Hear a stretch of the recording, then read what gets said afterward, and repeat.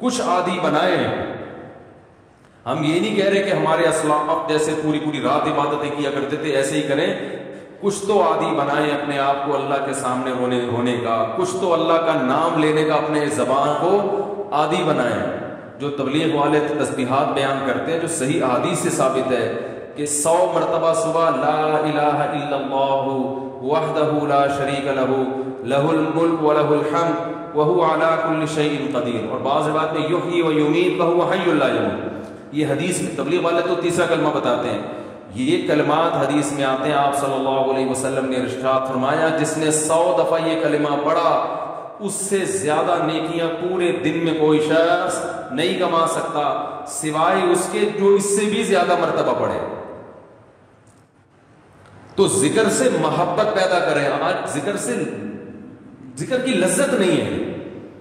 بس ایویں ہی بیٹھ گئے اور ٹی وی بھی دیکھ رہے ہیں فلم بھی دیکھ رہے ہیں اور تسبیح چل رہی. کیسے پیارے کلمات ہیں, کیسا مزہ آتا ہے ان کلمات پڑھنے میں.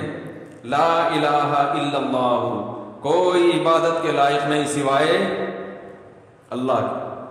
کتنا اللہ تعالیٰ خوش ہوتا ہے کہ جب ساری دنیا مجھے بھول گئی ہے, ہر وقت دولت کی باتیں, پیسے کی باتیں, مکان کی باتیں, پلاٹ کی باتیں, اس سے اتنے پیسے لینے, اس کو اتنے پیسے دینے, وہ کاروبار بند ہو گیا, اس کو کھولنا ہے, یہ کرنا ہے, وہ کرنا ہے, ہر وقت 24 گھنٹے.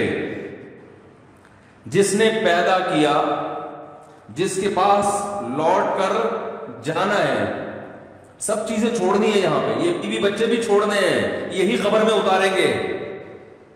جو آج کہہ رہے ہیں نا وہ رہ نہیں سکتے آپ کے بغیر اور یہی اتار کے آئیں گے قبر میں. اور اگر کورونا سے مر گئے نا, اللہ بچائے, تو قبر میں بھی نہیں جائیں گے. بولیں گے یہ تو مر گیا, ہمیں نہ مار دے کہیں. دور دور سے دیکھ نہیں رہے کیسے جنازے ہو رہے ہیں. یہ تو انسان کی محبت ہے, یہ تو اوقات ہے انسان کی.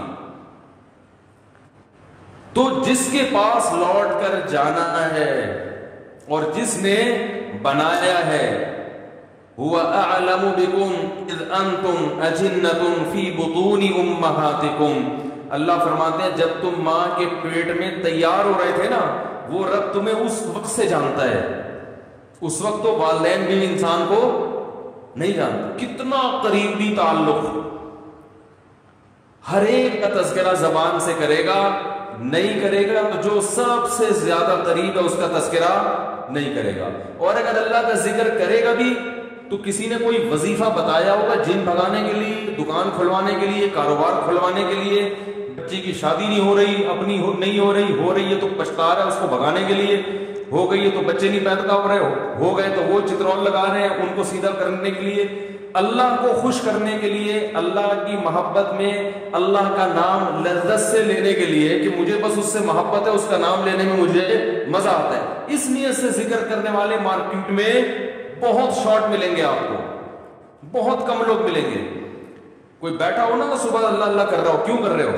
وہ جب فلاں پیر صاحب نے بتایا تھا, وہ فلاں پیر صاحب نے کہا تھا یہ کرو گے تو یہ والا کام ہو جائے گا.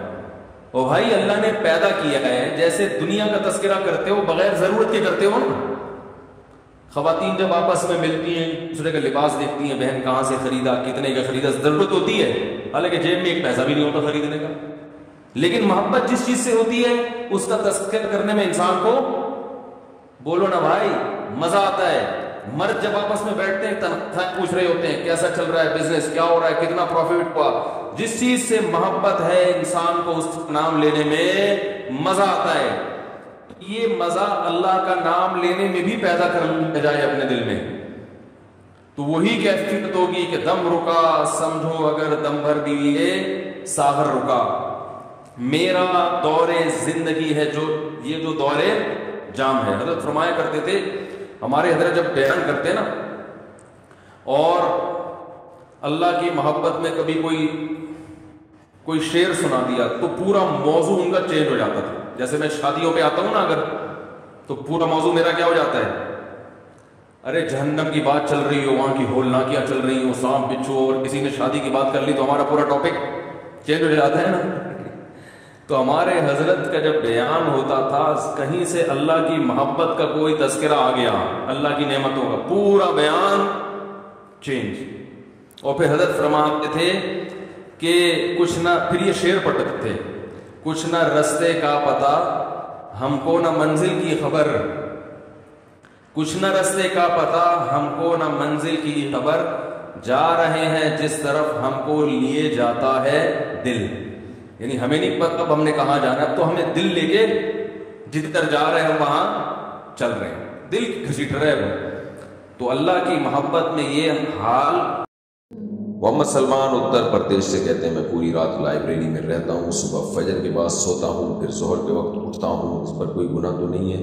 رمضان میں بھی یہی ٹائم ٹیبل رہتا ہے. جناب ظہر کے بعد پھر دوبارہ سو جایا کریں، پھر عصر کے وقت اٹھا کریں، عصر کے بعد دوبارہ سو جایا کریں، اس میں کیا جا رہا ہے؟ پوری قوم سو رہی ہے آپ کو پتہ ہے، تو اگر آپ بھی تھوڑا سو لیں گے تو اس سے کوئی فرق نہیں پڑے گا. بہرحال فجر کے بعد سونے کے بارے میں میرا خیال ہے آپ پوچھ رہے ہیں تو جائز ہے، فجر کے بعد سونا بھی جائز ہے اگر رات کو آپ کی نیند پوری نہیں ہوئی ہے. پھر اگر فجر کے بعد بھی نہیں سوئیں گے تو پھر کب سوئیں گے؟ لیکن بہرحال اسلاف سے اس کی کراہت منقول ہے، اس کو پسند نہیں کیا گیا. یہ نیچرل ٹائم نہیں ہے سونے کا، رات ہی کو سویا کریں اور صبح اپنے کاموں میں مشغول ہوا کریں.